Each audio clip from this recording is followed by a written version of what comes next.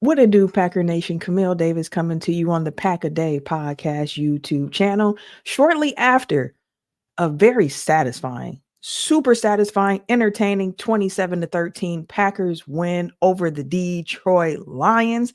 There was a lot of energy around this game for a few different reasons, right? You had your first home opener under Matt LaFleur.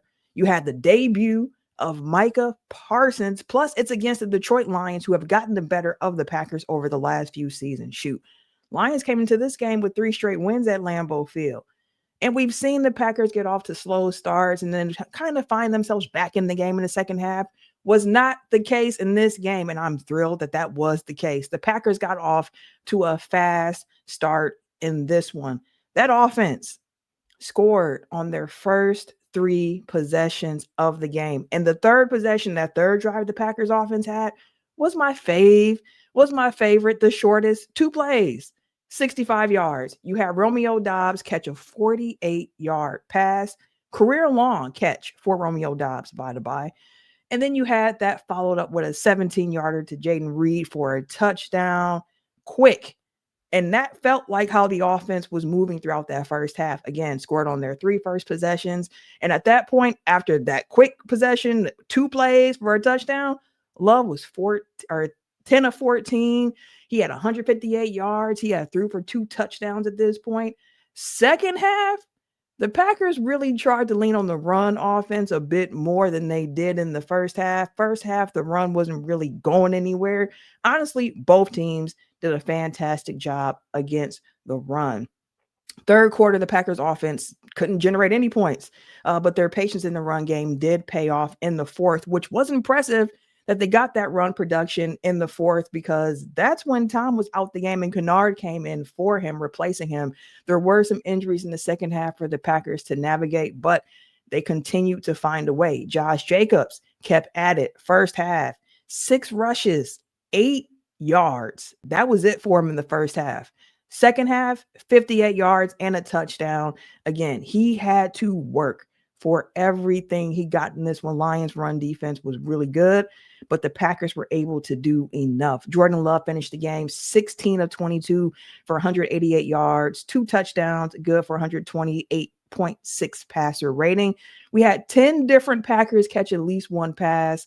Jaden Reed led the way with 3 catches, 45 yards in the tutty.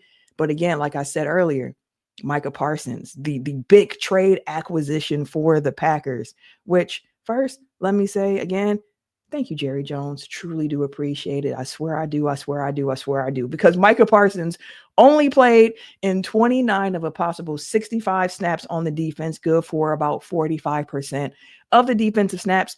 And he still made his presence felt in this game. He finished officially with 3 pressures, second most on the Packers. Lucas Van Ness, LVN, he had 4 of them things.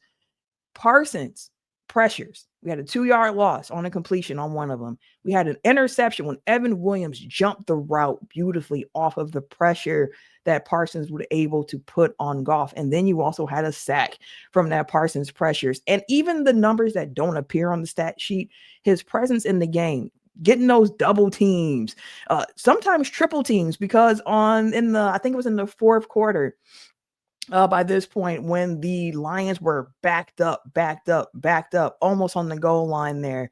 It was a Parsons play where he got like triple teamed, which allowed, I believe it was Wooden, to come through and get a tackle, a sack there, and knock things out for the Packers on that particular drive. But again, Parsons was able to just clear up so many things for other players, even when he wasn't getting through himself.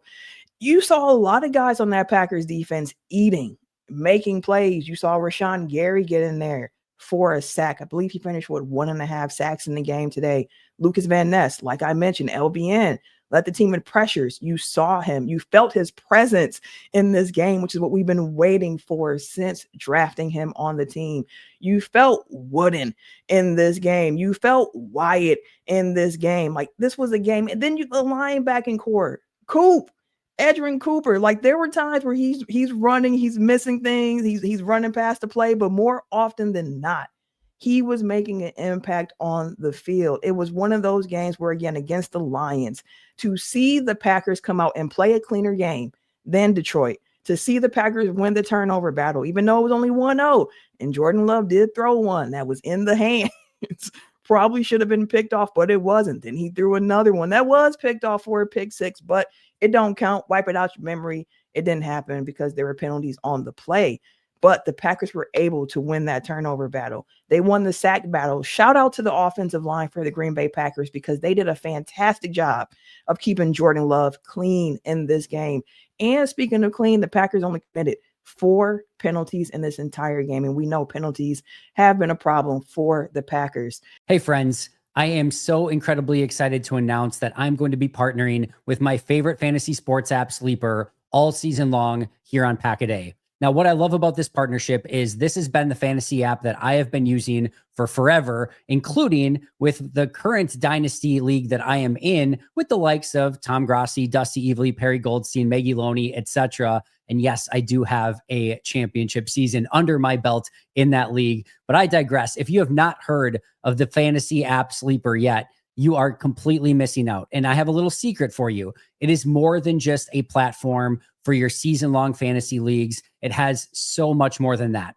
This past year, millions of users enjoyed playing fantasy sports on Sleeper, but the app offers so much more. Live stats, real-time updates and visualizations on all stats, a news feed. You can get lightning-fast updates on your favorite players and your favorite teams, real-time chat, engage with other users about individual plays and performance during the NFL and NBA season. So what are you waiting for? Download the #1 sports app today and experience it for yourself. And oh yeah, use promo code PACKADAY and you get 100% deposit match up to $100 on your very first deposit. Terms and conditions apply. See Sleeper's terms of use for details. Currently operational in over 25 states. Check out Sleeper today. Shout out to Daniel Whelan as well. 3 punts today, 2 of them inside the 20. Averaged 54.7 yards on the punt, kicked a 65-yarder. The defense spent a good amount of time on the field today because the offense was moving quick when they did have possessions, or in the end there when they were stalling out. Defense just had to spend that time on the field. But thankfully, that defense was out there with good field position throughout most of the day, because when the Packers offense did not get what they had to get done, and Daniel Whelan had to come out there and punt, he put the Packers defense in good positions. Now, before I get out of here, two things. Well, 3. Let me not lie. 3 things. 1, I think these taunting penalties are out of control already. The NFL should be ashamed of themselves for not letting people celebrate. The penalty on Xavier McKinney, petty.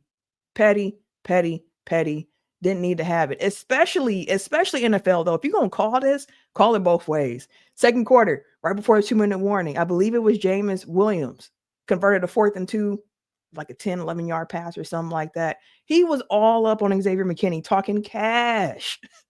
Even Xavier looked back at the ref like, don't you see this? Like, this is what just happened to me. Where's the penalty at? If y'all going to call that weak stuff, call it consistently. 2, a lot of blue in them stands. A lot of blue in Lambeau.